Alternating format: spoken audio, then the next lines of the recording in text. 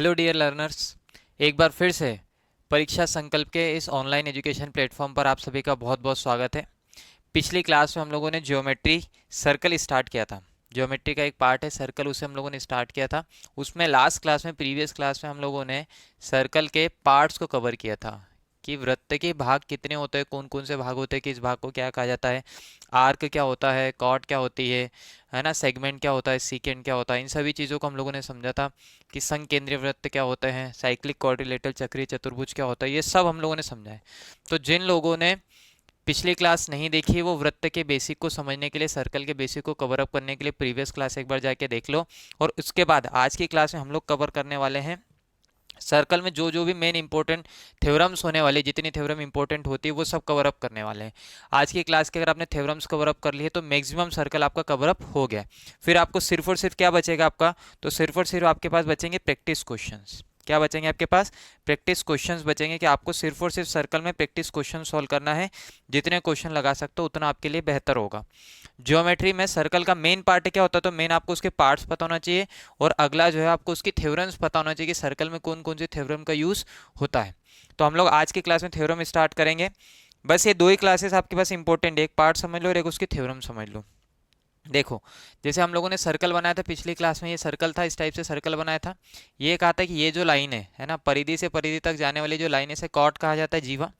ये वाला जो भाग है, जो नीचे वाला भाग आपको दिखाई दे रहा है, ये वाला जो भाग दिखाई दे रहा है, इसे कहता है आर्क। क्या कहते हैं इसे? आर्क कहा जाता है, चाप कहा जाता है। अगर एक लाइन ऐसे छू के चले जाए तो इसे टेंजेंट कहा जाता है। क्या कहता है? टेंजेंट। और एक और बात हम लोगों ने कही थी, टेंजेंट मतलब स्पर्श रेखा। केंद्र से स्पर्श रेखा पे बना कोण जो होता है वो कितने डिग्री का होगा? 90 डिग्री का होगा, 90 अंश का होता है। ठीक है। इसके बाद फिर हम लोगों ने देखा था कि सर ऐसी एक अगर लाइन चली जाए, है ना, ऐसी अगर आपके पास एक लाइन चली है तो इसे कहता है सीकेंड। क्या कहता है इसे? सीकेंड। मतलब इसे कहता है प्रतिच्छेदित रेखा, दो बिंदु से होकर गुजर जाए। ठीक है। इसके बाद हम लोगों ने देखा था कि आपके पास अगर ये है और ये क्या हो गया आपकी जीवा, तो जीवा क्या करेगी, वृत्त को दो भागों में बांट दिया है। तो ये जो भाग कहलाता है इसे कहते हैं हम लोग सेगमेंट। क्या कहते हैं इसे? सेगमेंट, मतलब वृत्तखंड कहते हैं।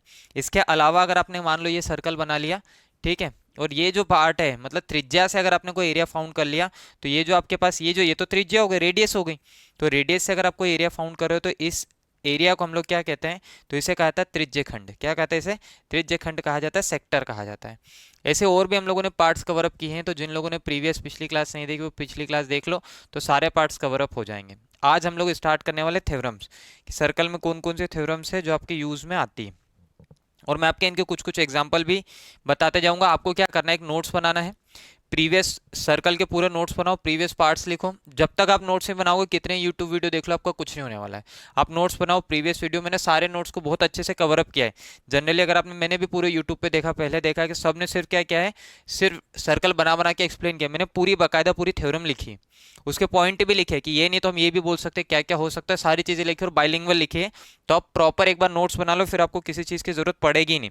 बस आपको प्रैक्टिस करना है। मैं आपको प्रैक्टिस भी बहुत करूंगा सर्कल के, लगभग लगभग आपको 100 से 125 क्वेश्चन के सर्कल की प्रैक्टिस भी कराऊंगा, घबराना नहीं, सब करवा देंगे। देखो, पहली थ्योरम में हमारे पास कि वृत्त के केंद्र से जीवा पर खींची गया लंब जीवा को दो बराबर भागों में विभाजित करता है। सबसे पहला पॉइंट है वृत्त का केंद्र। देखो मैं आपसे थ्योरम बना देता हूं कि थ्योरम बनाई कैसे जाती है। तो सबसे पहले हमें क्या बनाना है, तो सबसे पहले हमें बनाना है वृत्त का केंद्र। ठीक है, वृत्त का केंद्र बना दो। चलो ठीक है, ये वृत्त हो गया।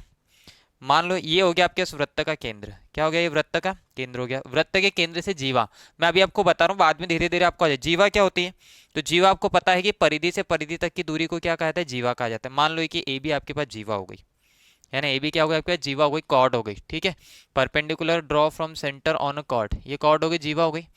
खींचा गया लंब, लंब मतलब तो परपेंडिकुलर। परपेंडिकुलर मतलब क्या होता है कि जो 90 डिग्री का डले, है ना, सीधी रेखा जो कितने डिग्री का कोण बनाती हो? 90 डिग्री का। ये 90 डिग्री का आपने क्या डाल दिया? परपेंडिकुलर डाल दिया। ठीक है, केंद्र ओ हो गया, ओ केंद्र हो गया। और यहाँ पे जो कट पॉइंट है इसको आपने नाम दे दिया सी, है ना, इसकी क्या नेमिंग कर दी आपने? सी नेमिंग कर दी। तो क्या कह रहे हैं हम लोग कि वृत्त के केंद्र से जीवा पर खींचा गया लंब जीवा को दो बराबर भागों में विभाजित करता है। या ये कह रहे हैं perpendicular draw from centre on a cord divided into two equal parts. ये जो आपने परपेंडिकुलर डाला है क्या करेगा? इस कॉर्ड को दो इक्वल पार्ट में डिवाइड कर देगा। क्या करेगा? इस कॉर्ड को दो इक्वल पार्ट में डिवाइड कर देगा। देखो एग्जाम्पल के लिए समझो, मान लो कि ये आपका सेंटर है, ये जो आपके पास ए बी है, है ना। ये जो ए बी है, तो ए बी की वैल्यू आपके दे रखी है 4 सेंटीमीटर। कितनी दे रखी है? 4। अब मान लो कि मैं अगर यहाँ परपेंडिकुलर डाल देता हूँ, यानी 90 डिग्री का अगर मैं परपेंडिकुलर डाल देता हूँ, तो आप ये कह दोगे सर ये वाला पार्ट भी 2 सेंटीमीटर होगा, ये वाला भी कितना हो जाएगा? 2 सेंटीमीटर। इक्वल इक्वल डिवाइड हो जाएंगे। इतनी बात क्लियर है? तो फर्स्ट थ्योरम हमारे पास है, और क्या है वो, कि जब भी आप सेंटर से परपेंडिकुलर डालते हो कोई कॉर्ड पे, तो वो कॉर्ड को क्या करेगा? दो इक्वल पार्ट में डिवाइड कर देगा। नेक्स्ट है, इसी थ्योरम का जो और लिखा है ना, जो और में लिखा है वो भी समझ लो। वो मैंने क्या लिखा है, ये लिखा है मैंने, ये आपके पास सेंटर हो गया, ठीक है, ओ सेंटर हो गया। ये आपके पास ए बी एक कॉर्ड हो गई। इस ए बी कॉर्ड का अगर मैं मिड पॉइंट ले लेता हूँ, क्या करता हूँ मैं? Mid point. मिड पॉइंट मतलब बराबर भागों में विभाजित कर दो, मध्य बिंदु ले लो। तो इस कॉर्ड का हमने मिड पॉइंट ले लिया, मध्य बिंदु ले लिया। इस मध्य बिंदु से अगर मैं आपके इस केंद्र को मिला देता हूँ, इस मध्य बिंदु से किसको मिला देता हूँ? केंद्र को। तो केंद्र को मिलाने पे ये जो एंगल बनेगा ना, एंगल हमेशा कितने डिग्री का होगा? 90 डिग्री का। कितने डिग्री का हो जाएगा? 90 डिग्री का हो जाएगा। यही तो लिखा है, line draw from mid point of a cord. ये कॉर्ड होगा, इसका मिड पॉइंट ले लिया। मीटिंग सेंटर ऑफ सर्कल, है ना, इसको आप मिलाओ, किससे मिलाओ? सर्कल के सेंटर से। इस परपेंडिकुलर टू कॉर्ड, है ना, जो सेंटर से जब आप मिलाओगे, तो ये कॉर्ड के ऊपर क्या बनेगा? परपेंडिकुलर लंब बनेगा। और लंब हमेशा कितने डिग्री का कोण बनाता है? 90 डिग्री का, 90 अंश का कोण बनाता है। क्लियर है इतनी बात? चलो ठीक है, क्लियर है ना। तो ये आप बना लोगे। पहला आपके पास ये फर्स्ट है, और ये बहुत जगह मतलब स्टार्टिंग के 20-25 क्वेश्चन में यूज आते हैं। और मैक्सिमम चांस ऐसा भी होता है कि अगर सर्कल का कोई क्वेश्चन आए तो उसमें कॉर्ड वाली थ्योरम लग जाए। ठीक है, क्या कहते हैं कि सेंट्रल से कॉर्ड के ऊपर जब आप कोई परपेंडिकुलर डालते हो, तो कॉर्ड को दो इक्वल पार्ट में डिवाइड कर दिए। ठीक है, नेक्स्ट अगली थ्योरम हम लोग देखते हैं। बराबर जीवाएं केंद्र से बराबर दूरी पर होती है। ठीक है, बराबर जीवाएं केंद्र से बराबर दूरी पर होती है। देखो यहाँ देखो, आपने दो जीवाएं डाल दी। मान लो कि इसका केंद्र हो गया ओ, ठीक है, ये केंद्र हो गया ओ हो गया। एक जीवा मान लो आपने यहाँ डाल दी है, और एक जीवा मान लो आपने यहाँ डाल दी। ठीक है, ये आपने मान लो इसका नाम आपने लिख दिया है ए बी लिख दिया है, इसका नाम आपने क्या लिख दिया है? सी डी लिख दिया है। और अगर मान लो कि ए बी बराबर सी डी हो जाए, है ना, क्या कह रहे थ्योरम, कि अगर ए बी बराबर क्या हो? सी डी हो, मतलब ये दोनों दोनों जो कॉर्ड है ना, ये दोनों ही कॉर्ड क्या हो जाए? इक्वल। मतलब ये वाली अगर 10 है तो ये वाली भी कितनी हो जाए? 10 सेंटीमीटर। तो ऐसी कंडीशन में मान लो, यहाँ से आपने लाइन डाल दी है, ठीक है, यहाँ से आपने लाइन डाल दी है ये वाली, ठीक है, इसका नाम आपने लिख दिया है ओ आर। ठीक है, क्या नाम लिख दिया आपने? ओ आर लिख दिया है। ये परपेंडिकुलर होगा ना, ठीक है, क्या होगा? जो देखो डिस्टेंस जो होते हैं ना, वो परपेंडिकुलर से आती है। तो डिस्टेंस हो गया ये आपके पास। तो यहाँ पे अगर आप डालोगे, आपको सारे थ्योरम एक साथ लगाना है। आपको पता है कि आप सेंटर से कॉर्ड के ऊपर कोई लाइन डालोगे, ठीक है, तो वो परपेंडिकुलर आएगा। क्या आएगा वो? उसके मिड पॉइंट पे अगर आ रहा है तो परपेंडिकुलर है, तो ये डिस्टेंस सबसे मिनिमम डिस्टेंस यहीं पर आएगी। ठीक, तो यहाँ देखोगे मैं ये क्या क्या कह रहा हूँ, ये आर हो गया, इसको आप नाम दे दो एस दे दो। अब मैं आपसे ये कह रहा हूं कि ए बी बराबर अगर सी डी हो जाए, मतलब ये 10 सेंटीमीटर, तो ये भी कितना हो जाए? 10 सेंटीमीटर हो जाए। तो थ्योरम क्या कहते हैं कि अगर कॉर्ड की लेंथ इक्वल है, तो ये जो आपकी डिस्टेंस है सेंटर से, ये जो आपकी डिस्टेंस है सेंटर से, इन दोनों की ये डिस्टेंस भी क्या होगी? बराबर बराबर होगी। मतलब क्या होगा आपकी कि ओ आर बराबर क्या हो जाएगा? O S. ओ आर बराबर क्या हो जाएगा आपके पास? ओ एस हो जाएगा। क्लियर है इतनी बात? मान लो कि अगर ये 10 और ये भी कितना हो? 10 हो, तो ये 5 होगी, तो ये भी कितनी होगी? 5 सेंटीमीटर। बात समझ में आ रही कि ये अगर आप 15 ले रहे हो, ये 15 ले रहे हो, और मैं कह रहा हूँ ये 7 है, तो बताओ ये कितनी होगी? तो आप कह दो ये भी 7 ही होगी। ये भी कितनी होगी? 7 ही होगी। ठीक है, या हम ये कह सकते हैं, या हम ये कह सकते हैं कि सर ये आपके पास दो कॉर्ड है ना, ये आपके पास दो कॉर्ड है, कहीं भी बना सकते हो, जहां आपका मन हो वहां बना दो। ये ए बी इसका नाम हो गया, और इसका नाम आपने क्या दे दिया? इसका नाम दे दिया सी डी। ये आपके पास सेंटर हो गया। ये क्या हो गया आपके पास? सेंटर हो गया। तो मान लो सेंटर से ये वाली डिस्टेंस और ये वाली डिस्टेंस क्या हो जाए आपके पास? इक्वल हो जाए। इनका नाम दे देते हैं हम, ठीक है, इनका नाम दे देते हैं, इसका नाम दे देते हैं ओ पी, और इसका दे देते हैं ओ क्यू। तो मैं आपसे क्या कह रहा हूँ कि अगर आपके पास, इसका देखो ध्यान से समझो, अगर मैं आपसे ये कह रहा हूँ कि अगर OP बराबर OQ दे रखा है ना, OP बराबर क्या दे रखा है? OQ दे रखा है। क्या बोल रहा हूँ मैं कि यदि केंद्र से जीवाओं की दूरी बराबर हो, देखो ये केंद्र हो गया, यहाँ से ये वाली दूरी और ये वाली दूरी बराबर है। यदि केंद्र से जीवाओं की दूरी बराबर हो, तो जीवाएं भी आपस में बराबर बराबर होगी। इसी यही वाली जो थ्योरम है, इसको मैं ऐसा भी तो कह सकता हूँ कि यदि केंद्र से जीवाओं की दूरी बराबर है, तो जीवाएं भी बराबर होगी। मतलब आप कह सकते हो कि अगर OP इक्वल्स टू OQ है, तो AB इक्वल्स टू क्या हो जाएगा आपके पास? तो AB इक्वल्स टू हो जाएगा CD। AB इक्वल्स टू क्या हो जाएगा? CD हो जाएगा। क्लियर है ये बात? ठीक है भाई, समझ में आ रहा है? थ्योरम बना लोगे। नेक्स्ट अगली थ्योरम देखते हैं। आसान आसान है, कोई बहुत ज्यादा टफ नहीं, बहुत इजीली बना सकते हो। बराबर चाप या जीवाएं वृत्त के केंद्र पर बराबर कोण बनाती है ना। बराबर चाप हो या बराबर क्या हो जाए? जीवाएं हो जाए, वही थ्योरम लास्ट वाली है।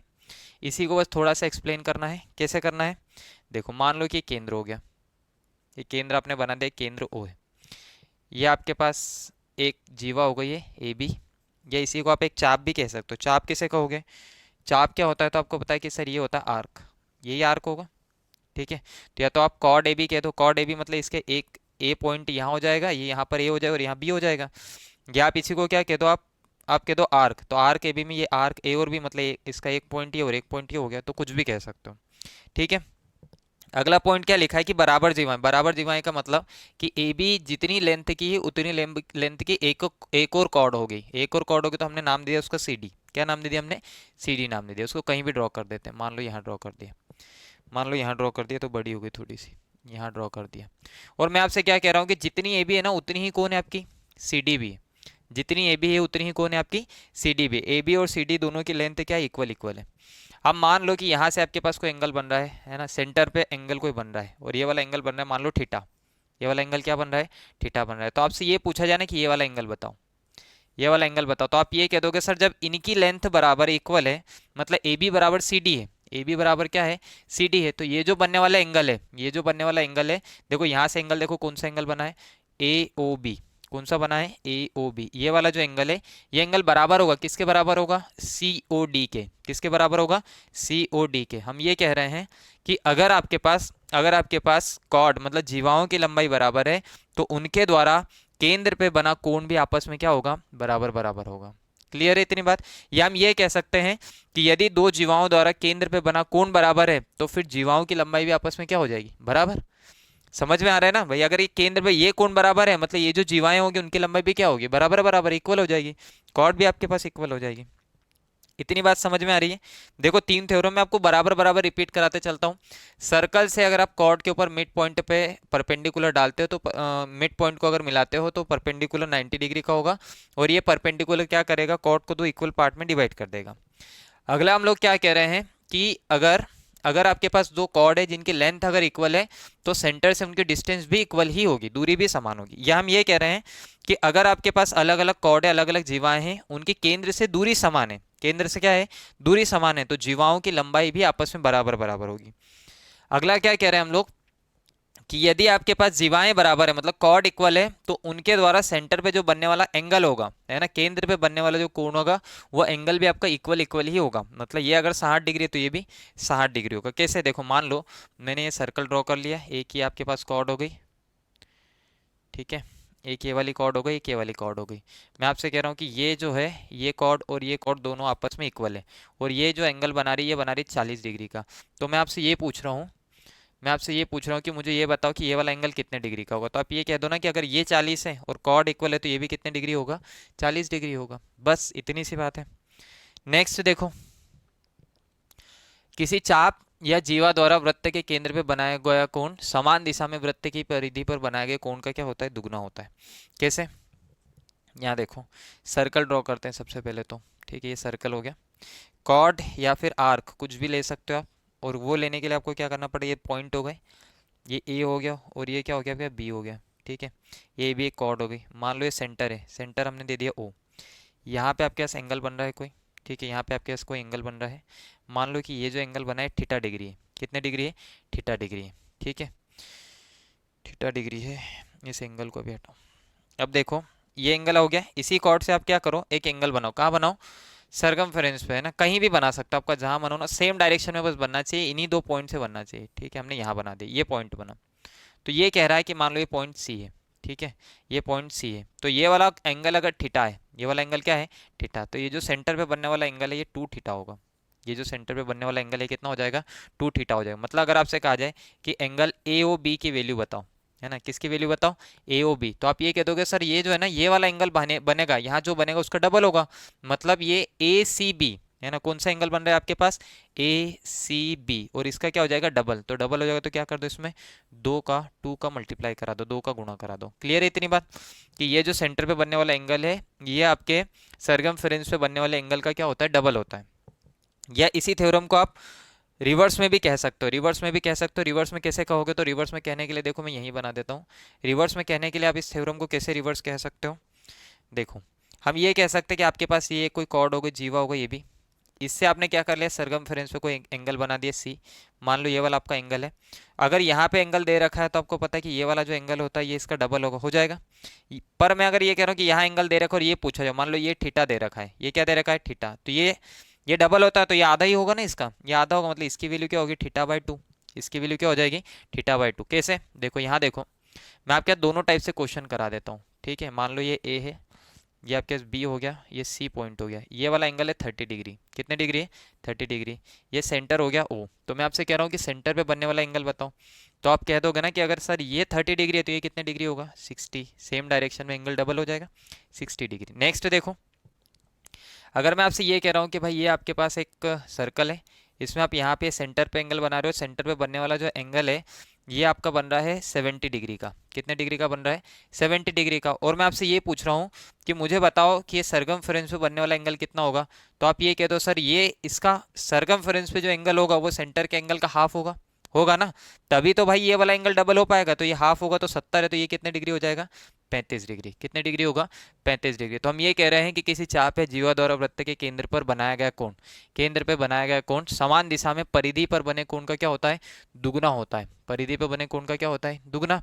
या ये कह सकते हैं कि परिधि पे बनने वाला जो कोण होता है वो केंद्र पर बने कोण का क्या होता है आधा होता है ना। जैसे मान लो ये 70 डिग्री तो ये कितना होगा 35 डिग्री, तो परिधि पे बनने वाला कोण केंद्र पे बने कोण का हाफ होगा, हो जाएगा ना। सरकमफेरेंस का जो एंगल होगा सेंटर के एंगल का हाफ होगा। या ये कह सकते हैं कि सेंटर का जो एंगल होता है वो सरकमफेरेंस के एंगल का क्या होता है डबल होता है। ठीक क्लियर है, ये दोनों डायग्राम से आप समझ सकते हो। नेक्स्ट है, धीरे धीरे बस समझना है, रटना नहीं है, रटने की कोशिश बिल्कुल नहीं करना है आपको, रेगुलर बस थोड़ा थोड़ा ये लिख लेना, एक बार रेगुलर पढ़ते जाना। मैं तो ये भी नहीं कह रहा हूँ कि आप रेगुलर वापस से वीडियो रिपीट करना मत करना, कुछ मत करना, बस ये लिख लेना, एक बार पढ़ लेना और डेली डेली आप बस पढ़ते रहना, याद करने की कोशिश मत करना।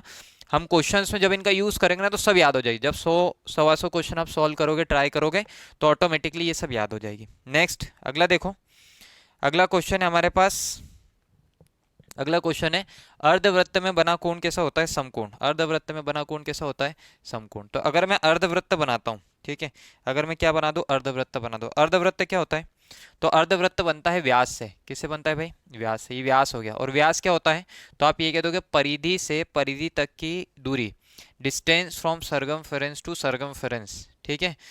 कहाँ से होके जा रही हो वो, कहाँ से होके जा रही हो केंद्र से, ठीक है, कहाँ से होके जा रही हो केंद्र से होके जो गुजरती हो, ठीक है, परिधि से परिधि तक की दूरी जो केंद्र से होकर गुजरती है उसे क्या कहा जाता है, तो उसे कहता है व्यास, डायमीटर कहा जाता है इसे, ठीक है, डायमीटर कहा जाता है। ठीक है, यहाँ से यहाँ तक की जो टोटल डिस्टेंस है डायमीटर है, रेडियस प्लस रेडियस हो जाएगी ना, त्रिज्या धन त्रिज्या बराबर ही तो व्यास होता है, तो ये हो गया आपका रेडियस प्लस रेडियस। अर्धवृत्त देखोगे अगर आप, तो ये देखो एक आपके पास ये वाला सेमी सर्कल बना है, ठीक है, ये वाला एक सेमी सर्कल बना है अर्धवृत्त, ठीक है, अर्धवृत्त, और एक ऊपर भी तो बना है, एक ये वाला बना है, मतलब आपने सर्कल को कितने पार्ट में डिवाइड कर दिया है, दो पार्ट में, ऐसे सेमी सर्कल हो गया, ठीक है, दो पार्ट में डिवाइड हो, एक ये वाला पार्ट एक ये वाला पार्ट, मतलब ये भी सेमी सर्कल होगा और ये भी क्या हो जाएगा सेमी सर्कल हो जाएगा। अब हम ये कह रहे हैं कि सेमी सर्कल में बना जो एंगल होता है वो कितने डिग्री का होता है 90 डिग्री, समकोण मतलब कितने डिग्री का होता है 90 डिग्री। तो 90 डिग्री का मतलब ये हो रहा है कि यहाँ से आप कहीं भी एंगल बना लो, ये आपने एंगल बनाया कितने डिग्री का बनेगा 90 डिग्री का, कितने डिग्री का बनेगा भाई 90 डिग्री का बनेगा। यहाँ से आप यहाँ एंगल बना दो चाहो तो ये एंगल भी कितने डिग्री का बनेगा 90 डिग्री का बनेगा। आप यहाँ से बनाना चाह रहे हो, मान लो आपको यहाँ एंगल बनाना, आप कहीं भी एंगल बना दो ये एंगल भी कितने डिग्री का होगा 90 डिग्री का होगा। मतलब सेमी सर्कल में बने जितने भी एंगल होते हो सारे के सारे कितने डिग्री के होते हैं 90 डिग्री। आप कहीं बना लो, इस सेमी सर्कल में बना लो चाहो तो, यहाँ बना लो, ये एंगल भी कितना होगा 90 डिग्री ही होगा। अर्धवृत्त में बने कोण कैसे होते हैं समकोण, या आप ये कह दो, देखो इस थ्योरम के लिए मैं आपको एक और पॉइंट बता देता हूँ, क्योंकि जनरली आप जब आप यूज करोगे ना तो इसी पॉइंट का यूज होगा। इसे क्या कहेंगे हम, तो अगर ये केंद्र से होके जा रहा है तो इसे हम लोग कह देंगे व्यास, डायमीटर कह देंगे ना। ये कहा जाता है कि व्यास से परिधि पे बना कोण, व्यास से परिधि पे बना कोण हमेशा समकोण होता है। लिख देता हूं मैं इस पॉइंट को, लिख देता हूं मैं, व्यास से परिधि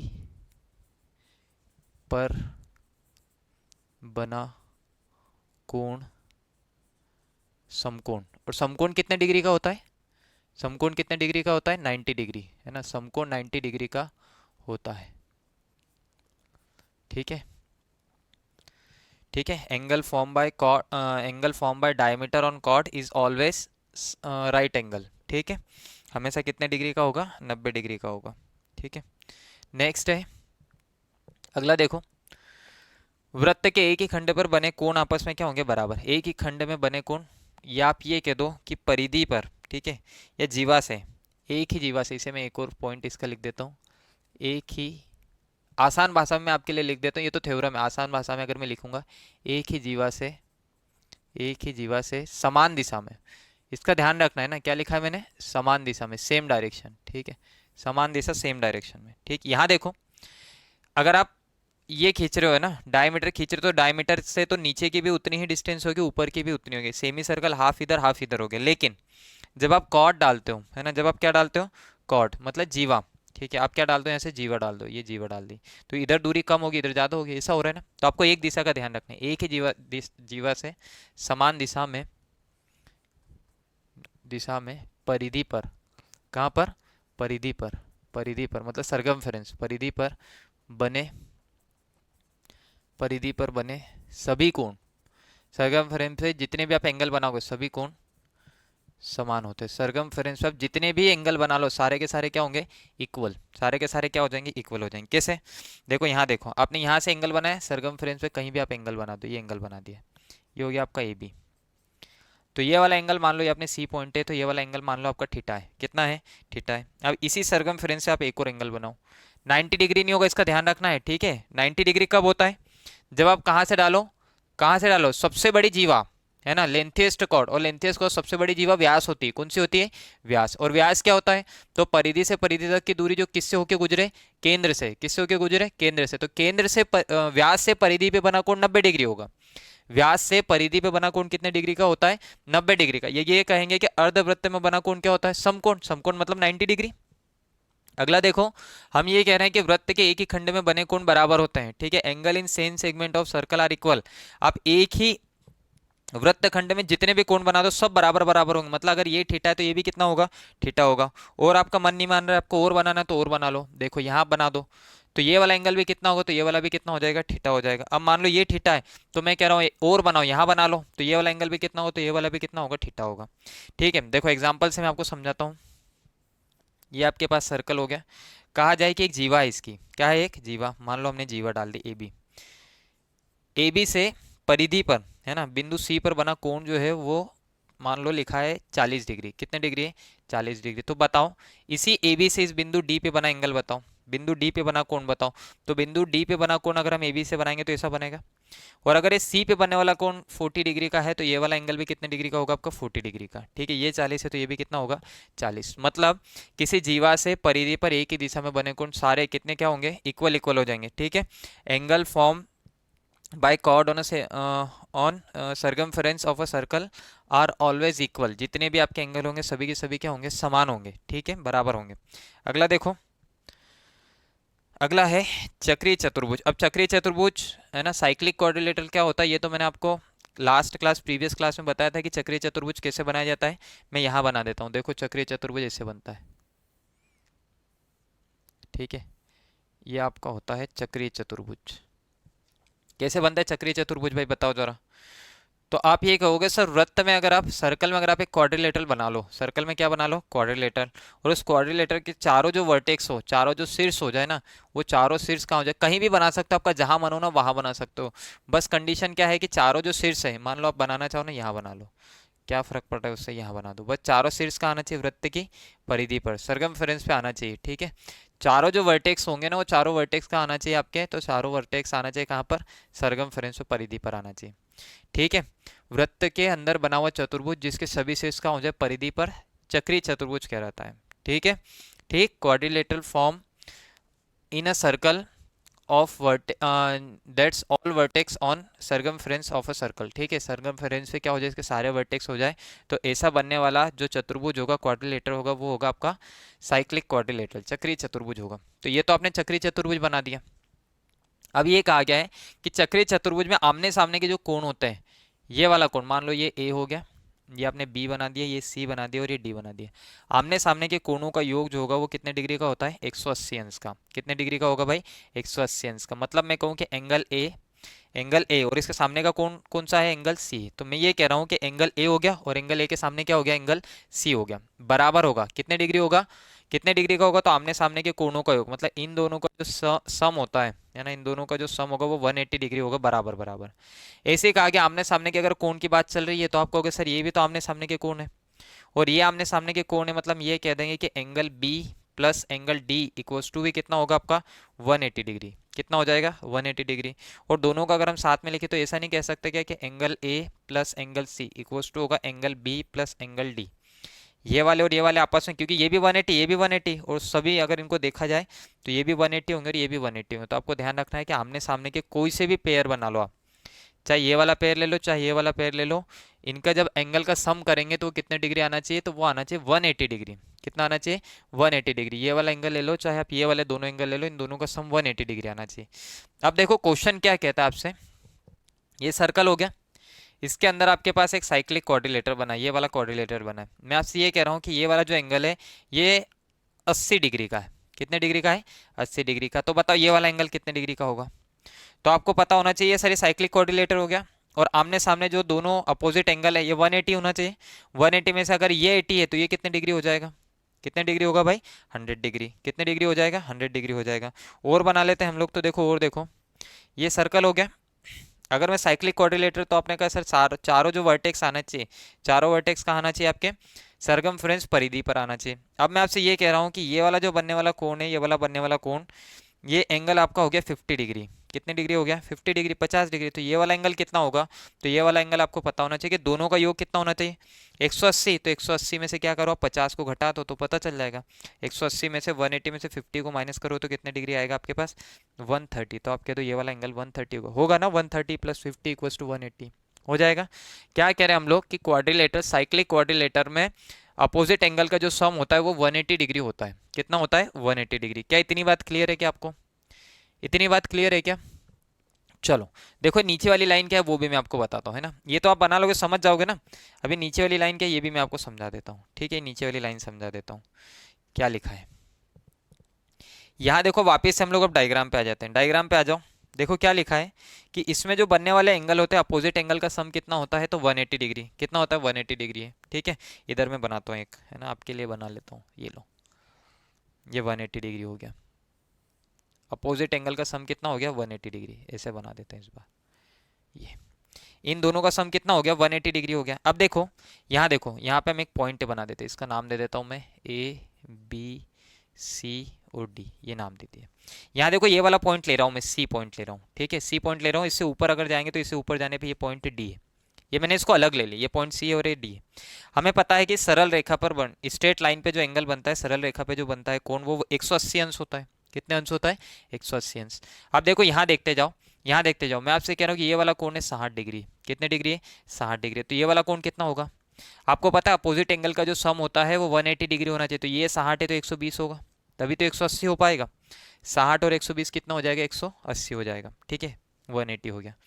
अब यहाँ देखो ये जो एंगल है, ये वाला एंगल हम कितने डिग्री कह रहे हैं, तो ये वाला एंगल हम लोग बोल रहे हैं 120। कितना बोल रहे हैं 120, 120, अरे बोल रहे हैं ना, यहाँ देखो ना 120 है। तो मैं आपसे कह रहा हूँ कि ये वाला एंगल कितना होगा।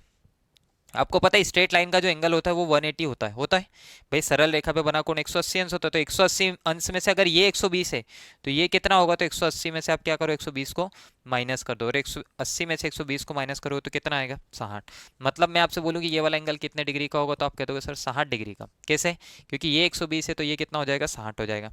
ऐसा करने से आपको एक बात समझ में आ रही होगी कि सर ये जो बनने वाला एंगल है और ये जो बनने वाला एंगल, ये दोनों ही क्या होंगे बराबर बराबर। क्योंकि ये एंगल फॉर्म करना है तो 180 में से 120 माइनस करो, ये एंगल फॉर्म करना है तो 180 में से 120 माइनस करो। कहीं भी आप बना सकते हो, यहाँ जैसे आपको बनाना चाहो, यहाँ अगर बनाना चाहो तो ये वाला एंगल मान लो अगर थीटा है तो ये वाला एंगल भी आपका क्या होगा थीटा ही होगा। क्यों क्यों होगा ऐसा, ऐसा क्यों होगा, तो देखो मैं आपसे कह रहा हूँ कि ये वाला एंगल मान लो, ये वाला एंगल आपके 110 डिग्री है, तो 110 है तो ये कितना हो जाएगा, तो आप कह दोगे सर 70, क्योंकि सरल रेखा पे 180 होना चाहिए।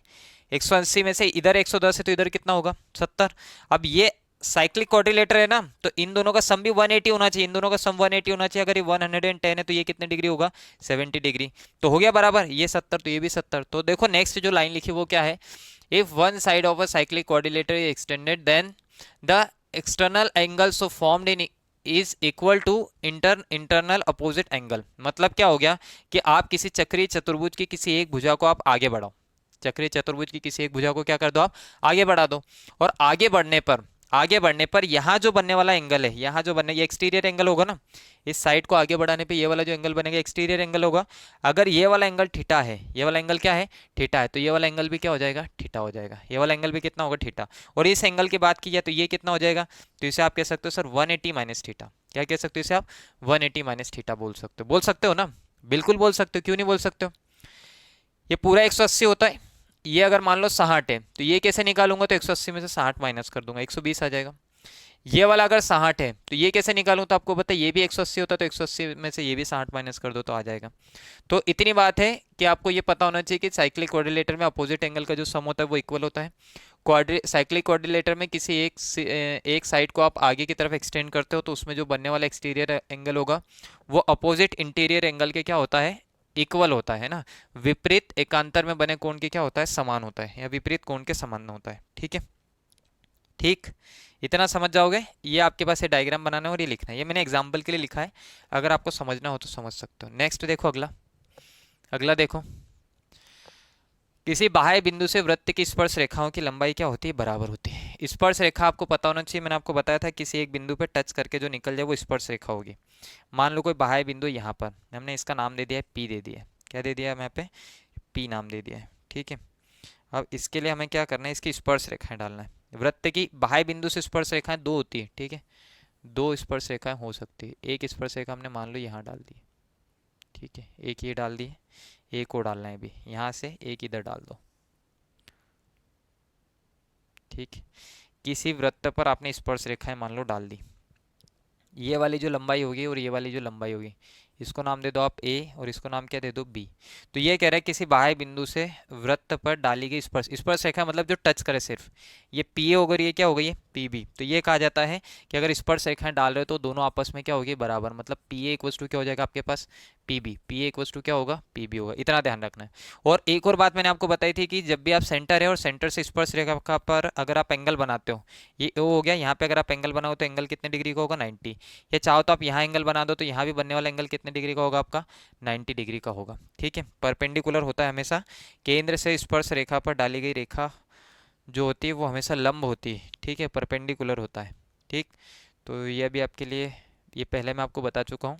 अभी के लिए आपको क्या ध्यान रखना है कि जब भी आप कोई एक्सटर्नल पॉइंट बाहरी बिंदु से टेंजेंट डालते हो, है ना, स्पर्श रेखाएं डालते हो, तो उनकी जो लेंथ होगी, लंबाइयाँ जो होगी वो आपस में क्या होगी, बराबर, मतलब पी ए बराबर क्या हो जाएगा, पी बी। अगर ये 50 है तो ये भी 50, ये 500 है तो ये 500, ये 5 लाख है तो ये भी 5 लाख सेंटीमीटर होगी, जो भी हो सब बराबर होगी।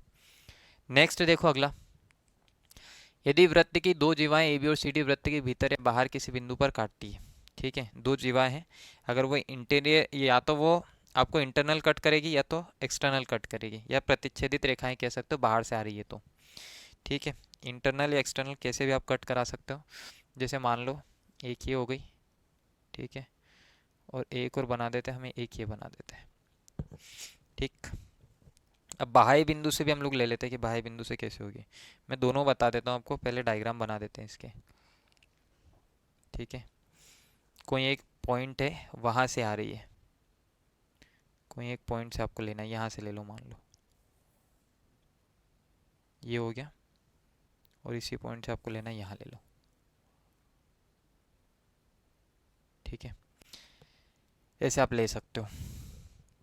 इनके नाम दे देना है, इनके नाम दे दो। यदि वृत्त की दो जीवाएं ए बी, इसका नाम दे दो आपने ए बी नाम दे दिया, ठीक है, इसका नाम दे दो आपका, इसका नाम दिया है सी डी, तो इसका नाम दे दो सी डी नाम दे दिया, ठीक है, सी डी हो गया।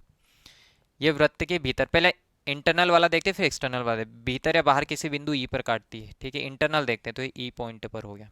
तो आपको क्या करना है कि जो आपके पास कॉर्ड, अब जैसे ये जीवा है ना, यहाँ पे जैसे कट कर गई, ये जीवा यहाँ क्या कर गई, कट कर गई, तो कितने भाग बन गए, दो भाग। कितने भाग बन गए, ये वाली जीवा के भी दो भाग, और यहाँ कट हो गए तो ये वाली जीवा के भी कितने भाग हो गए, दो भाग। तो ये कह रहा है ये हमसे कि ये वाली जो डिस्टेंस होगी, जो कट हुआ ना, इन पॉइंट की डिस्टेंस का जो मल्टीप्लाई होगा, तो इन पॉइंट की डिस्टेंस का मल्टीप्लाई कराओ, तो यहाँ से कट हुआ मतलब ये वाला जो पॉइंट होगा ये हमारे पास हो जाएगा सी ई, क्या हो जाएगा ये हमारे पास सी ई, और ये वाली जो डिस्टेंस होगी ये क्या हो जाएगी हमारे पास डी ई हो जाएगी। ये इक्वल होगी किसके, जो अगले जो दो पार्ट हुए ना उनके, अगले जो दो पार्ट हुए ना उनके, कौन से दो पार्ट हुए, तो इसका देखोगे तो इसका क्या हो गया ए ई, और यहाँ से यहाँ तक का पार्ट क्या हो गया बी ई हो गया। तो ये बराबर होंगे किसके, ए ई इंटू किसके, बी ई के। मतलब ये जो आपका कटिंग पॉइंट है ना आपका, ये जो है ना जहाँ पे इंटरसेक्ट हो रहे हैं, जहाँ पे एक दूसरे को कट करी प्रतिच्छेद कर रही है, वहां से जो दो भाग बने वहीं से लेना आपको है ना, इंटरसेक्टिंग पॉइंट से ही डिस्टेंस लेना है, चाहे वो इंटरनल हो चाहे एक्सटर्नल हो, ये आपस में क्या हो जाएंगे, इक्वल हो जाएंगे। मतलब A E into B E equal to क्या हो जाएगा, सी ई इंटू डी। देखो एग्जाम्पल के लिए मैं आपको बता देता हूँ, इसका एग्जाम्पल समझो। मान लो आपके पास एक ये है ना, अगर आपसे कहा जाए, थोड़ा बड़ा बनाता है, ये सर्कल हो गया आपके पास, इस सर्कल में एक ये कॉर्ड हो गई और एक ये कॉर्ड हो गई, ये दो आपने डाल दिए। इन दोनों जीवाओं में मान लो अगर आपसे ये कहा जाए कि ये वाली 6 सेंटीमीटर है और ये वाली आपके पास है 5 सेंटीमीटर, ठीक है, ये 6 और ये कितनी है 5 है, ठीक है, ये 6 हो गई है और इसको 3 मान लो, ये 6 और ये कितनी है 3 है। अब ये कहा गया कि ये वाली जो जीवा है, ये वाला जो भाग है, ये वाला भाग है आपके पास 9 सेंटीमीटर, कितना है 9, और ये वाला निकालना है आपको, ये वाला निकालना है कि इसकी वैल्यू बताओ। तो आपने मान लो x है, इसको नाम दे देता हूँ मैं, ये ए बी हो गया और ये सी डी हो गया, ये पॉइंट ई हो गया।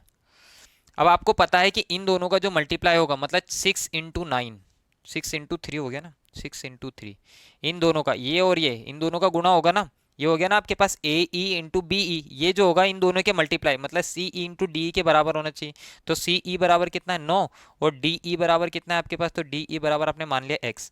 तो अगर आपसे x की वैल्यू पूछी है कि x की वैल्यू बताओ, तो ये कितना हो गया 6 18, और ये 9 से क्या कर दो, भाग दे दो, 9 उधर जाएगा तो डिवाइड में जाएगा, और 9 से भाग दोगे तो कितना आ जाएगा आपके पास 2। तो मतलब अगर आपसे x की वैल्यू पूछी जाए कि यहाँ पे जो वैल्यू वो कितनी आएगी, तो यहाँ पे आने वाली वैल्यू जो होगी वो आप कह दोगे सर आ जाएगी 2 सेंटीमीटर। भाई ये 6 18 है, तो ये भी 9 दूनी कितना होना चाहिए 18, इन दोनों का और इन दोनों की वैल्यू इक्वल इक्वल होना चाहिए, ऐसे आएगा ये आपके पास, ठीक है, क्लियर, निकालोगे ये।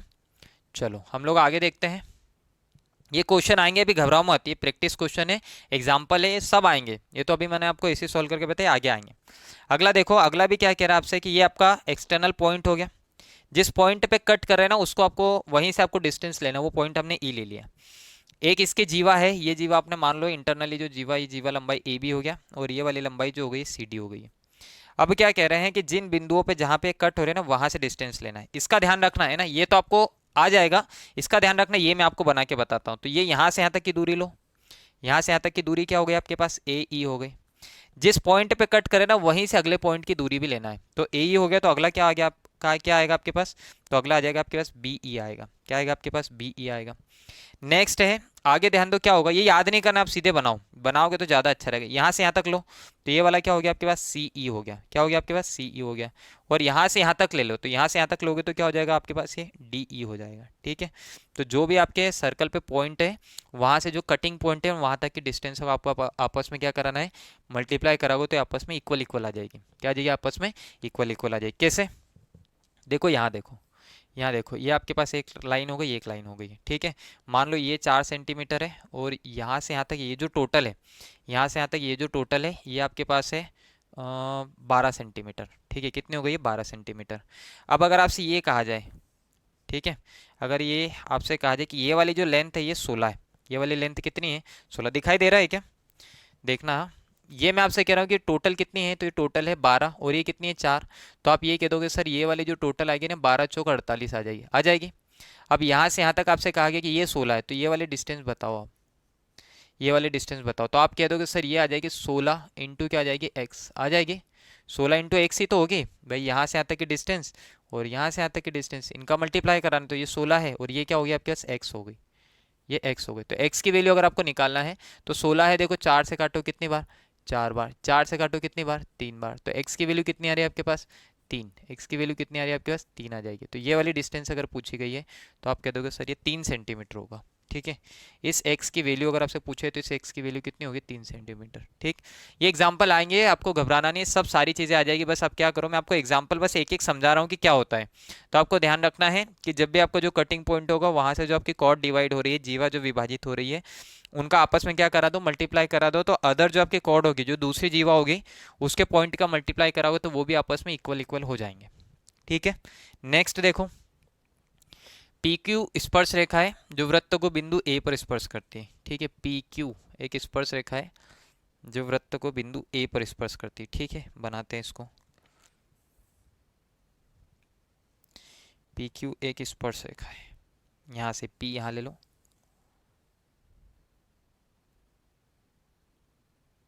ठीक है, ये आपका पॉइंट हो गया, ये P हो गया और ये Q हो गया।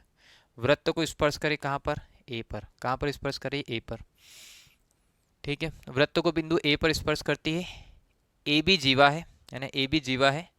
AB द्वारा संगत एकांतर खंड में बनाए कोण ACB है ना, AB एक क्या है, जीवा है। A से B क्या कर लो आप, एक जीवा ले लो, मान लो कि A से B आपने यहाँ एक जीवा ले ली, AB एक जीवा है, AB जीवा हो गई, ठीक है। AB जीवा हो गई। इससे अगर आप एंगल बनाते हो, एकांतर कोण अगर आप बनाते हो, तो एकांतर कोण बनने वाला एकांतर कोण जो होता है वो BAQ के बराबर होगा। देखो एकांतर में आपको एक कोण बनाना है, बनाया गया कोण ACB, ACB बनाओ, A यहाँ ये C ले लो और ये B ले लो, है ना, ACB ये वाला एंगल होगा। एकांतर में बनने वाले कोण के क्या होगा, स्पर्श रेखा पर एकांतर, मतलब अपोजिट डायरेक्शन में जो एंगल बनेगा उसके क्या हो जाएगा, इक्वल हो जाएगा। मतलब ये वाला थीटा है तो ये वाला थीटा है। देखो इधर समझो, मैं आपसे क्या कह रहा हूँ कि आपके पास ये एक जीवा हो गई है, इससे यहाँ आपने एक कोई कोण बना दिया थीटा डिग्री का, और इस जीवा से ये जो आपके ऐसा है ना, ये जो त्रिभुज की एक भुजा, ये त्रिभुज भी मान सकते हो आप कि त्रिभुज का विपरीत जो कोण होता है स्पर्श रेखा पर बने कोण के क्या होता है, बराबर बराबर। त्रिभुज का विपरीत जो कोण होगा वो स्पर्श रेखा पर बने कोण के क्या होगा, बराबर होगा। मतलब ये थीटा है तो ये वाला भी कितना हो जाएगा, थीटा हो जाएगा। और एग्जाम्पल देख लो इसका, देखो एग्जाम्पल, देखो एग्जाम्पल में यहाँ बताता हूँ। देखो यहाँ देखो, दिख रहा है ना, ये आपके पास है, यहाँ आपने मान लो एक ट्रेंगल फॉर्म कर लिया, ठीक है, यहाँ आपने ट्रेंगल फॉर्म कर लिया। ये वाला एंगल जो है ये आपके पास मान लो 40 डिग्री है, और मैं यहाँ से एक स्पर्श रेखा डाल देता हूँ और कहता हूँ ये वाला कोण कितना बताओगे, तो आपके तो सर ये भी 40 होगा। अपोजिट एंगल का ध्यान रखना है।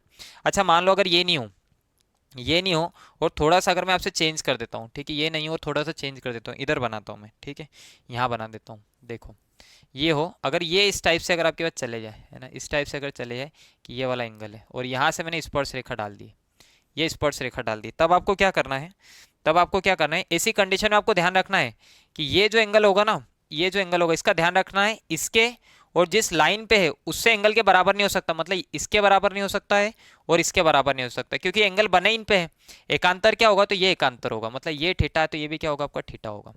मान लो कि आपके पास अगला एंगल कहा गया है कि ये वाला एंगल किसके बराबर होगा, तो ये वाला एंगल अगर आपको बनाना है और मान लो कि ये वाला एंगल आपके बीटा है, ये वाला एंगल क्या है, बीटा, तो इसके और इसके तो बराबर हो नहीं सकता क्योंकि ये लाइन पे बना है और ये यहीं आ रहा है, तो ये वाला एंगल इसके बराबर हो जाएगा। इतनी बात समझ जाओगे कि अगर आपने ये कह दिया है कि वृत्त के अंदर कोई त्रिभुज बना है, त्रिभुज के किसी शीर्ष से, यानी कोई भी शीर्ष ले सकते हो, कहीं से भी ले सकते हो, त्रिभुज के किसी शीर्ष से अगर स्पर्श रेखा डाली जाए, क्या डाली जाए, स्पर्श रेखा, तो स्पर्श रेखा पर बना बाह्य कोण, स्पर्श रेखा पर बना बाह्य कोण त्रिभुज के आंतरिक विपरीत कोण के क्या होगा, बराबर। त्रिभुज का विपरीत जो आंतरिक कोण होगा, विपरीत आंतरिक कोण के क्या होगा, बराबर बराबर इक्वल होगा। एक ये थ्योरम हो गई। नेक्स्ट अगली थ्योरम देखो, अगली थ्योरम देखो, ये सेम टू सेम थ्योरम आ गई जो हम लोगों ने पिछली थ्योरम की थी, वैसी ही है, ज़्यादा कोई चेंजेस है नहीं इसमें। ये थ्योरम क्या कहती है आपके पास, देखो ये थ्योरम क्या बता रही है हमें। इसका कहना है कि आपने कोई बाह्य बिंदु ले लिया, मान लो, है ना, बाह्य बिंदु ले लिया आपने, त्रिभुज यदि PB एक छेदक रेखा है ना, सीकेंट है, एक प्रतिच्छेदित रेखा डाल दो PB, ठीक है, प्रतिच्छेदित रेखा आपने डाल दी, यहाँ से PB डाल दी, ये P था, यहाँ से डाल दी PB हो गई, ठीक है, इसका नाम भी दे देते हैं, ये P हो गया और ये B हो गया, प्रतिच्छेदित रेखा होना चाहिए, ठीक है, PB हो गया। जो वृत्त को A तथा B बिंदु पर, है ना, ये B है तो ये कौन सा बिंदु हो जाएगा आपका A और B, PAB हो गई पूरी, ठीक है, बिंदु पर काटती तथा PT एक स्पर्श रेखा, यहीं से आप क्या करो, एक वृत्त की स्पर्श रेखा बनाओ, कहीं भी बना सकते हो आप, चाहो तो नीचे भी बना सकते हो, कोई फर्क नहीं पड़ता, ये अपनी स्पर्श रेखा बना दी, ठीक है, स्पर्श रेखा है। PT तो ये P है तो ये क्या हो जाएगी, T हो जाएगी, ठीक है, और किस बिंदु पर स्पर्श करे, T बिंदु पर, तो T बिंदु पर स्पर्श कर रही है।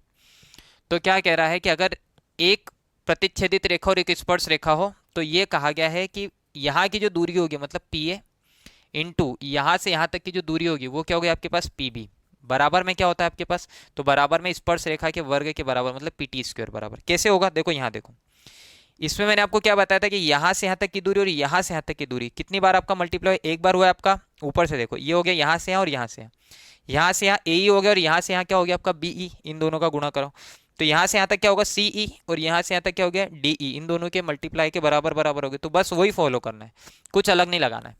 क्या है कि आपने एक बार यहाँ से यहाँ तक दूरी ले ली और एक बार यहाँ से यहाँ तक ले ली, यहाँ से यहाँ तक लिया P से कहाँ तक, A तक, तो क्या हो गया PA, P से B तक तो क्या हो गया, PB हो गया बराबर में। अब क्या करना है, इधर आपके पास जाना। अच्छा बात समझो, अगर दो पॉइंट हो तो दो बार लेते हैं, लेकिन जब पॉइंट एक है तो एक बार यहाँ ले लो, पीए के रेफरेंस में आप क्या ले लो, तो पीए के रेफरेंस एक बार यहाँ से ली ना तो एक बार यहाँ भी लो, तो क्या हो गया पीटी। अब एक बार तो ले ले, लेकिन यहाँ तो 2 पॉइंट है तो यहाँ भी 2 पॉइंट आना चाहिए, 2 पॉइंट आना चाहिए, मतलब इसी वैल्यू को आपको 2 बार लिखना पड़ेगा। तो ये आ जाएगा आपके पास पीटी इंटू पीटी, ठीक है, क्या आ जाएगा पीटी इंटू पीटी। और इसको अगर हम लिखेंगे तो क्या लिखेंगे, तो P A into P B equals to क्या होता है पीटी स्क्वायर। भाई 2 बार हो गए तो स्क्वायर लग जाएगा। तो आप ये कह सकते हो सर अगर प्रतिच्छेदित रेखाएं हैं तो उसके तो 2 पॉइंट निकलेंगे, तो दोनों से मल्टीप्लाई होगा। लेकिन अगर स्पर्श रेखा हो जाए, टेंजेंट हो जाए, तो टेंजेंट में तो एक ही पॉइंट होगा, तो एक ही पॉइंट पे आपको कितनी बार जाना पड़ेगा, 2 बार, 2 टाइम्स आपको वहां पर कवर अप करना पड़ेगा, ठीक है। तो एक प्रतिच्छेदित रेखा और एक स्पर्श रेखा हो, तो प्रतिच्छेदित रेखा जो होगी आपकी, जो स्पर्श रेखा होगी उसका क्या हो जाएगा, वर्ग हो जाएगा, उसका क्या हो जाएगा, वर्ग हो जाएगा, किसके बराबर में, तो प्रतिच्छेद रेखा के दोनों बिंदुओं के गुणनफल मतलब मल्टीप्लाई के इक्वल में हो जाएगा, ठीक है। ये हो जाएगा P A into P B equals to P T square, यही लिखा, ये बात मैंने पूरी लिख रखी। अगला देखो, इनका आपको ध्यान रखना है, ठीक है। ये डीसीटी और टीसीटी में आपको पूरा एक्सप्लेन कर देता हूँ। डायरेक्ट वैल्यू रखी जाती है, इसमें कोई नहीं, सीधा फॉर्मूला होता है। फॉर्मूला बेस्ड क्वेश्चन हम लोग देख रहे हैं, जो पिछले 4-5 क्वेश्चन आए ये सब क्या है, फॉर्मूला बेस्ड है। अभी फॉर्मूले भी देखो, यदि ए बी किन्हीं दो वृत्तों की सीधी उभयनिष्ठ स्पर्श रेखा है, तो वृत्त की सीधी उभयनिष्ठ स्पर्श रेखा देखो कहीं लिखा है ना, सीधी उभयनिष्ठ स्पर्श रेखा, सीधी उभयनिष्ठ स्पर्श रेखा डायरेक्ट कॉमन टेंजेंट कहा जाता है। डायरेक्ट कॉमन टेंजेंट को अगर हम शॉर्ट फॉर्म में लिखेंगे तो क्या कह देंगे, डीसीटी, क्या कह देंगे हम लोग, डीसीटी कह देंगे। स्पर्श रेखा की अगर आपको लंबाई बताना है, डीसीटी की वैल्यू निकालना है, तो अंडर रूट होता है D square minus R one minus R two square. देखो क्या होता है यहाँ पे, जो डी लिखा है ये आ रहा है केंद्रों के दूरी, वृत्त होंगे केंद्रों की दूरी, वृत्त के केंद्रों के बीच की दूरी हो गई, ठीक है। आर वन और आर टू जो आपने लिखे हैं, ठीक है, आर वन और आर टू जो लिखे ये क्या है, तो वृत्तों की त्रिज्या है, रेडियस है। ये क्या हो गई, वृत्तों की त्रिज्या रेडियस हो गई है, ठीक है। कैसे, 2 वृत्त ले लो आप, सबसे पहले तो आपको क्या करना है, 2 वृत्त लेना है। डायरेक्ट कॉमन टेंजेंट मतलब सीधी उभयनिष्ठ रेखा अगर आपको बनाना है तो पहले तो आप 2 वृत्त ले लो, ठीक है। ये 2 वृत्त ले लिए हमने। डायरेक्ट कॉमन टेंजेंट सीधी उभयनिष्ठ स्पर्श रेखा मतलब सीधी लाइन आना चाहिए, दोनों को स्पर्श करके निकले, मतलब इस पॉइंट से हम इस पॉइंट तक डाल देते हैं, ठीक है, इस पॉइंट से इस पॉइंट तक डाल देते हैं। ये हो गया आपके पास डीसीटी, ठीक है, डायरेक्ट कॉमन टेंजेंट हो गई है आपके पास। इनके हम लोग पॉइंट भी लिख लेते हैं थोड़े, ठीक। ये 2 हो गए आपके पास, ठीक है, ये डीसीटी हो गई ना, ये हो गया आपका डीसीटी डायरेक्ट कॉमन टेंजेंट। इसका एक पॉइंट ये हो गया, एक पॉइंट ये हो गया। इसके केंद्र बनाना अगर आप चाहोगे तो ये इसका केंद्र होगा और ये इसका केंद्र हो जाएगा, ठीक हो जाएगा। केंद्रों के बीच की अगर आपको दूरी लेना है, केंद्रों के बीच की दूरी लेना है, तो ये केंद्रों के बीच की दूरी हो गई डी, यहाँ ले लेते हैं, ठीक है। केंद्रों के बीच की दूरी क्या है हमारे पास, तो केंद्रों के बीच की दूरी है डी। त्रिज्याएं ले लो, दोनों की त्रिज्याएं अलग अलग है, दोनों की त्रिज्याएं ले लो। इसकी त्रिज्या हो गई आपके पास, कैपिटल लिख लेता हूँ मैं, आर वन, स्मॉल है ना, चलो स्मॉल ही लिख लेते हैं। ये हो गया आपके स्मॉल आर वन हो गई, और ये वाली जो वैल्यू है ना, ये वाली वैल्यू हो गई आपके पास आर टू हो गई। किसी को भी आप बड़ा और छोटा लिख सकते हो, इसको एक काम करो, इसको आर वन लिख लो, इसको आप आर वन लिख लो, इसको छोटे वाले को आर टू लिख लेते हैं, नहीं तो कंफ्यूज हो जाओगे। इसको आर टू लिख लेते हैं और इसको हम आर वन लिख लेते हैं, ये आर वन हो गई। इसके समांतर अगर मैं ये जो डी है ना, इसके अगर समांतर में लाइन खींचूंगा तो यहाँ से यहाँ ऐसी चली जाएगी।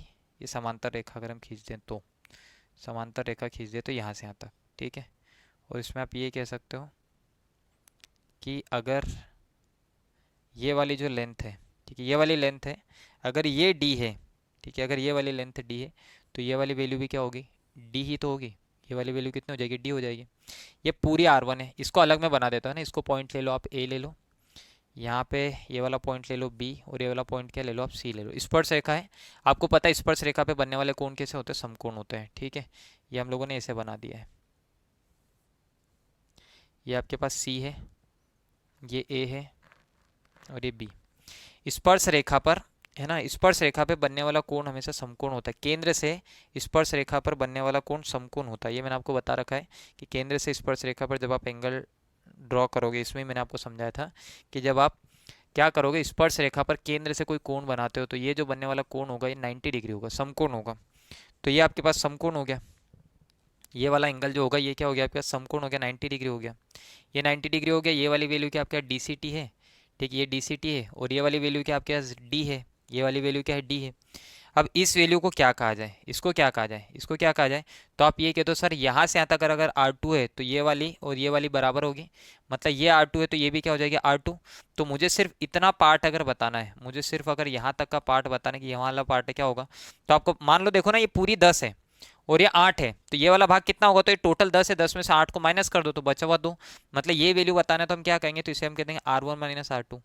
इस वैल्यू को क्या कह देंगे, ये पूरी आर वन थी, मान लो ये आपके पास 15 है और ये 12 है, तो मेरे को ये कितना होगा, तो 15 में से 12 माइनस करो 3 आ जाएगा, आ जाएगा। मतलब हम ये कह रहे हैं कि ये वाली जो वैल्यू होती है किसके बराबर होती है, तो R one minus R two के बराबर। किसके बराबर होते हैं, R one minus R two के। इसमें आप पीजीटी लगा दो, है ना, पाइथागोरस थ्योरम लगा दो। क्या लगा दो आप इसमें, पाइथागोरस थ्योरम लगा दो। तो पाइथागोरस थ्योरम क्या होता है, आपके पास होता है कर्ण का वर्ग। किसका वर्ग होता है, परपेंडिकुलर हाइपोटेनियस, ठीक है, हाइपोटेनियस हो जाएगा कर्ण का वर्ग। तो यहाँ देखो कर्ण क्या होता है, हाइपोटेनियस क्या होता है, तो राइट एंगल ट्रेंगल में ये आपके पास समकोण त्रिभुज है, समकोण त्रिभुज में समकोण के सामने की भुजा हाइपोटेनियस होती, कर्ण होती। ये वाली भुजा कर्ण होगी जो 90 डिग्री के सामने हो, तो 90 डिग्री के सामने ये है।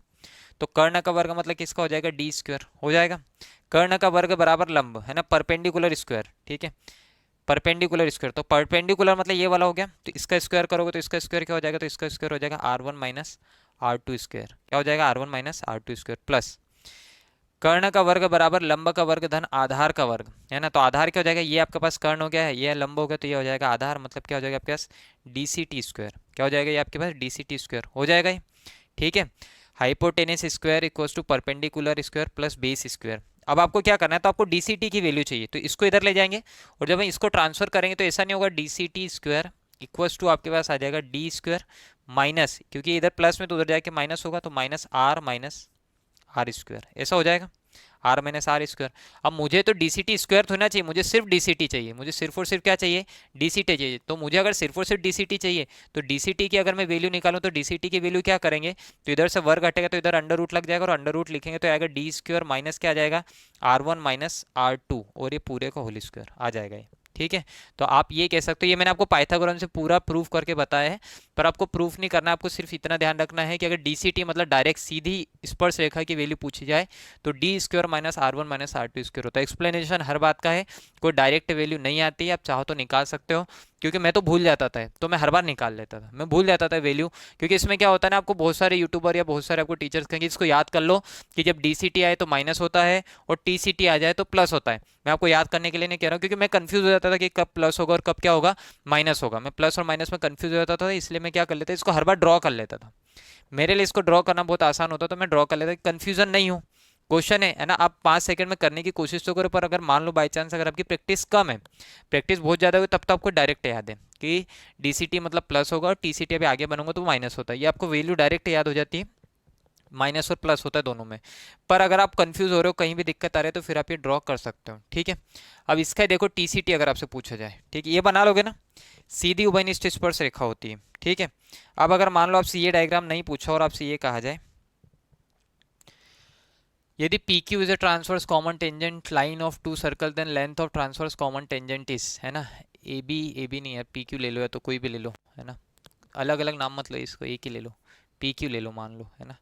आपने क्या नाम ले रखा है, जो ऊपर ले रखा है ना वही नीचे लो, एक जैसी नाम ले लो।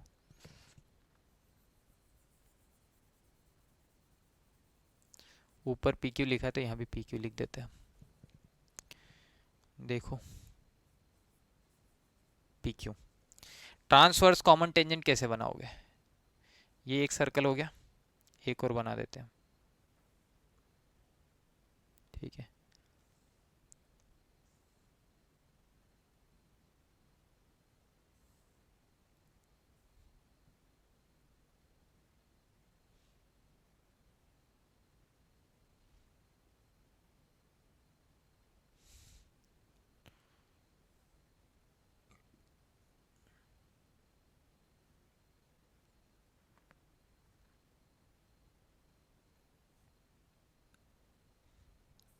देखो यहाँ देखो टी सी टी कैसे बनाओगे आप, ठीक है, ये दो वृत्त हो गए, इसका केंद्र ये हो गया, ये इसका केंद्र हो गया। टी सी टी मतलब तिर्यक बनाना है आपको, है ना, तिर्यक। ट्रांसवर्स मतलब आपको तिर्यक बनाना है, तिर्यक मतलब ऐसे बनाना है आपको कुछ, ऐसे मिलना चाहिए।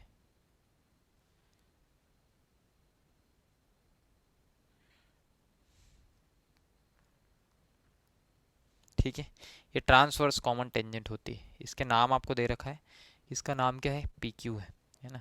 ये पी हो गया और ये क्यू हो गया। ये ट्रांसवर्स कॉमन टेंजेंट है, तो इसकी लेंथ आपसे पूछी गई है ना। इसे कहा जाता है, ये वाली जो लंबाई है इसे क्या कहा जाएगा, तो इसे पी क्यू को कहा जाएगा टी सी टी। हम दोनों की रेडियस ले लेते हैं। इसकी रेडियस वही आप ले लो, आर वन ले लो, और इसकी रेडियस अगर आपको लेना है तो क्या ले लो आप, आर टू ले लो। इन दोनों केंद्रों के बीच की दूरी आप ले लो। केंद्रों के बीच की दूरी वही अभी आपने थोड़ी देर पहले जो ली थी, है ना, डी ले लो।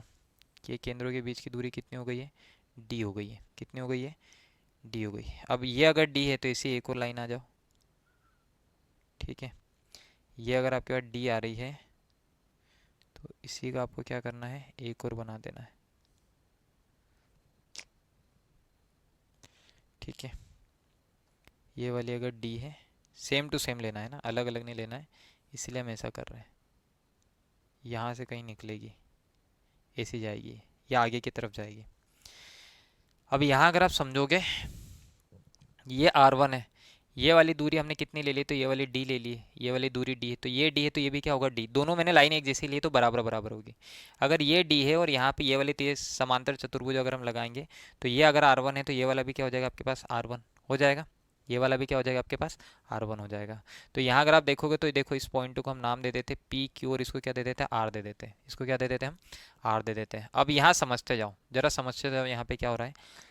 इस लाइन को मैं बना रहा हूँ ना, आपको ड्रॉ करने का खैर इतनी ज़रूरत पड़ेगी नहीं, फिर भी मैं एक्सप्लेनेशन के लिए बता, ये पी क्यू हो गया।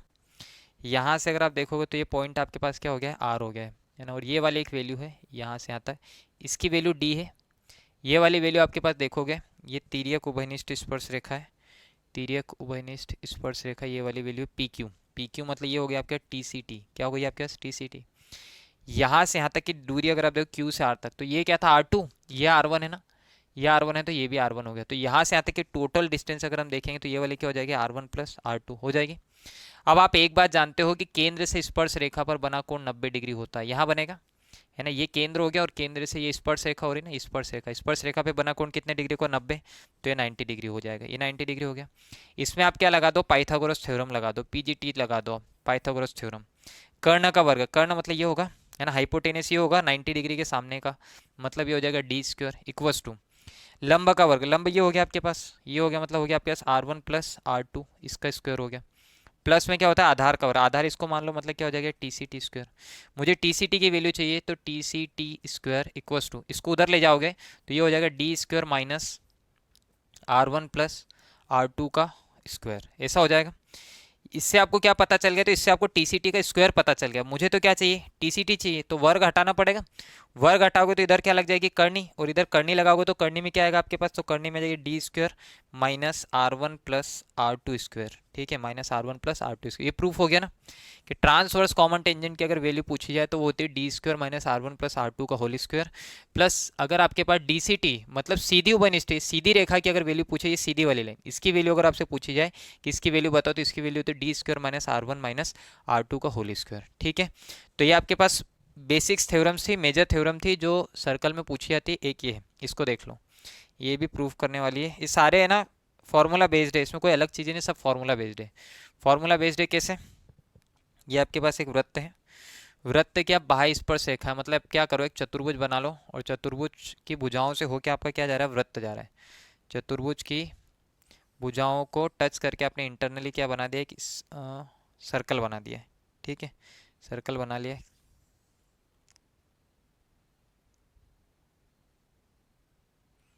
ठीक है, यहाँ बना दो। अब एक जो लाइन होगी ना, इसको स्पर्श करके आना चाहिए, यहाँ पर आइए।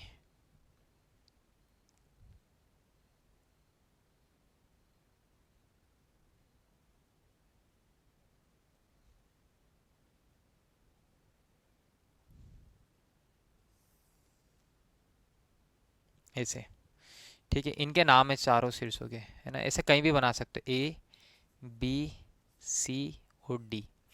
ठीक है, ये इनके नाम हो गए। तो क्या कहा जाता है इनमें, किसी कोई चतुर्भुज के अंदर एक वृत्त बनाए तो वृत्त के चतुर्भुज की सभी भुजाओं को स्पर्श करता है तो उनके आमने सामने की भुजाओं का योग बराबर होता है। कैसे? मान लो कि ये वाली भुजा का मान आपके पास ए है, इसका बी हो गया, इसका सी हो गया और इसका डी हो गया। तो ये क्या कहता है आपके पास कि ए प्लस आमने सामने की भुजा मतलब क्या हो गया आपके पास ए प्लस क्या हो गया आपके पास सी हो गई। ठीक है, भुजाएं लिख लेते हैं, काम करते हैं ऐसे नहीं लिखते हम लोग, भुजाएं ही लिख देते हैं।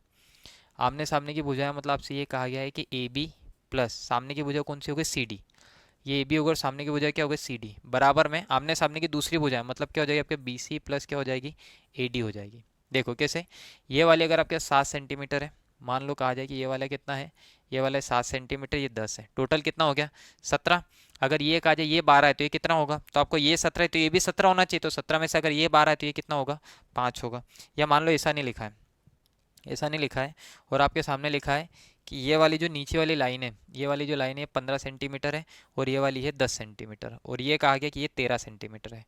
तो 10 और 15 कितना हो गया है 25। तो 25 में अगर ये 13 है तो ये कितना होगा फिर 12, क्योंकि इनका भी सम कितना होना चाहिए 25 ही होना चाहिए। कितना होना चाहिए 25 होना चाहिए। ठीक है, तो ये कहा जाता है कि आमने सामने की भुजाओं को जो मान होता है वो बराबर होता है। कैसे होता है तो ये भी मैं आपको प्रूव करता हूँ। देखो प्रूफ, देखो इसका प्रूफ देख लो।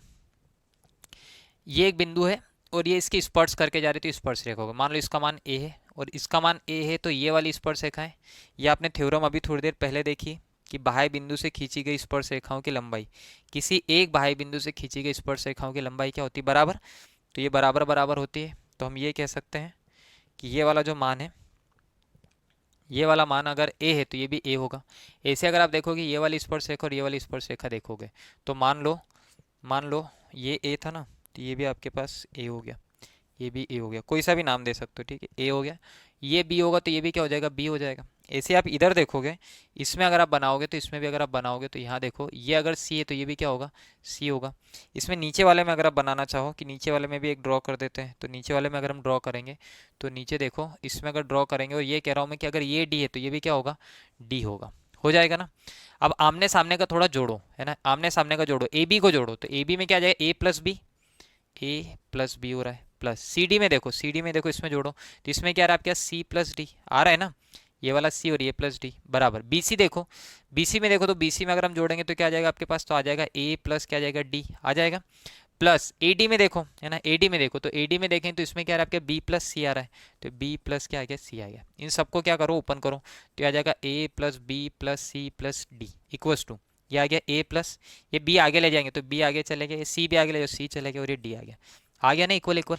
आमने सामने की भुजाओं का जो योग होता है वो आपस में क्या हो जाएगा बराबर। इसके क्वेश्चन बहुत आसान से होते हैं, अभी मैंने आपको बना के बताया और बता देता हूँ कि ये मान लो कि ये लाइनें हैं जब जा रही है और ये मान लो ये आपसे कहा गया 12 सेंटीमीटर, ये कहा गया 17 सेंटीमीटर, ये कहा गया आपसे 14 सेंटीमीटर, तो इसका मान बताओ। तो 12 और 17 कितना हो गया, 12 और 17 हो गया 29। अगर ये 14 है तो नीचे वाला मान कितना होना चाहिए, अगर ये 14 ये भी 29 होना चाहिए ना, जब ये 29 तो ये भी 29, तो 29 होने के लिए ये 14 है तो ये कितना हो जाएगा 15, कितना हो जाएगा 15।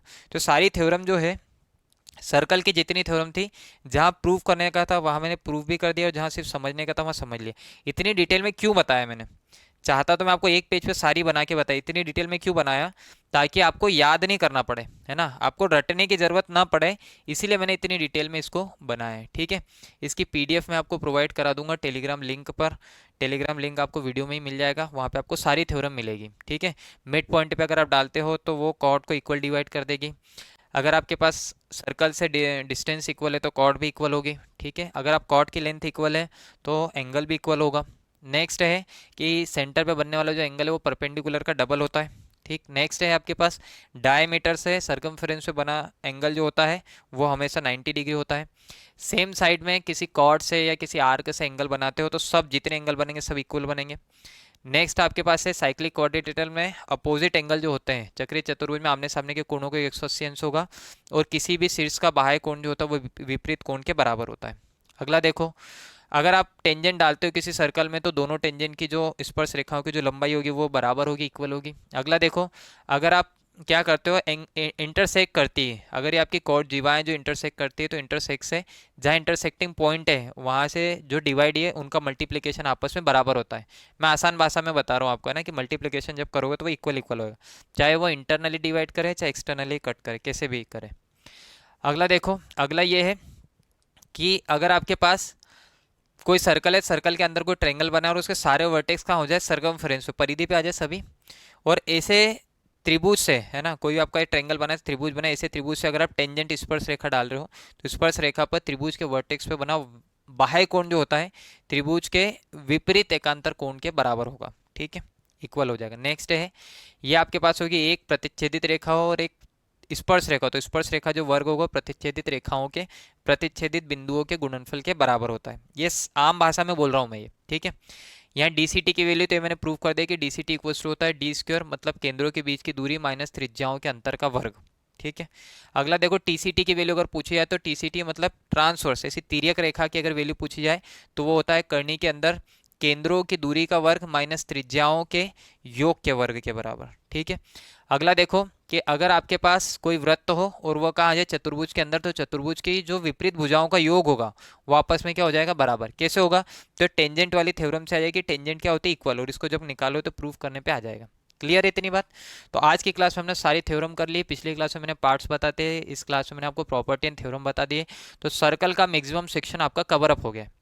बचा क्या है, तो बचा सिर्फ प्रैक्टिस क्वेश्चन है, और जब आपकी ये दोनों क्लासेस हो जाएगी तो प्रैक्टिस आपकी बहुत आसान हो जाएगी, आसानी से क्वेश्चन आपके कवर अप हो जाएंगे। तो नेक्स्ट क्लास में हम लोग इसके प्रैक्टिस क्वेश्चन सॉल्व करेंगे। 100 से 125 क्वेश्चन कराऊंगा मैं आपको, और कोई भी क्वेश्चन इन थ्योरम से बाहर नहीं जाएगा, सब मेन थ्योरम का इस्तेमाल होगा। तो इन्हें बहुत अच्छे से पढ़ लो और बना लो, लिख लो। आलसी बिल्कुल मत करो, आलसी आपके सिलेक्शन को रोक रही है। आज भी आप समझ लो, आप अकेले में बैठ के बात करो, मेरे सामने मत करो कि यार सर तो क्या, सर कुछ भी बोला, अकेले में बैठ के बात करो, क्या मैं गलत बोल रहा हूँ, क्या क्या आप अपने साथ गलत नहीं कर रहे हो क्या। तो अपने साथ सही करने के लिए क्या करना है, आपको नोट्स बनाना है। ये तो मोबाइल आ गया, आप अपने आप को कितनी दिलासा दे दो, मैंने बोल दिया ना पीडीएफ है, तो तुम्हें पता है पीडीएफ है, देख लेंगे, पर देखने से कुछ नहीं होगा। ये मैंने बनाया है, 10 बार बनाया तो मुझे आ गया है, आप भी 10 बार बनाओगे तो आपको भी आ जाएगा। देखो मैं बोल रहा हूँ, मुझे बहुत ज़्यादा नहीं आता है, जितना कॉम्पिटिटिव का सिलेबस है उतना मुझे आता है, मुझे कोई बहुत ज़्यादा मैथ्स नहीं आता है, पर जितना कॉम्पिटिटिव का है उतना मुझे आता है, क्योंकि मैंने पढ़ा भी उतना ही है। तो तुम्हें भी उतना ही पढ़ना है सिलेक्शन लेने के लिए, बस थोड़ा फोकस करो, थोड़ी मेहनत करो तो हो जाएगा। ठीक है, तो नेक्स्ट के लिए हम लोग अगली क्लास में मिलते हैं, अगले वीडियो में मिलते हैं। तब तक के लिए इसको आप अच्छे से पढ़ो, बाकी सब्जेक्ट को भी पढ़ते रहो, एंजॉय करो। अगली क्लास में मिलते हैं। Thank you so much.